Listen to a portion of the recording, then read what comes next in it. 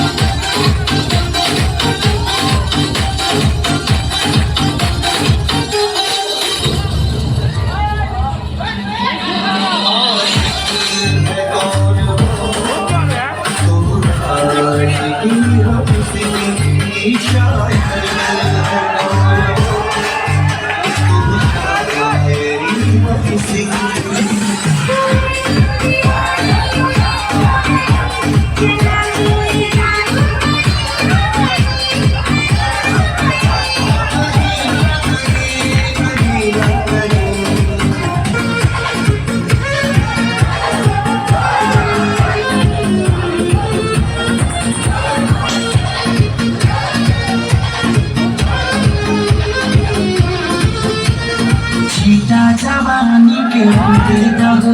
तुम मन से बनवा के दे दो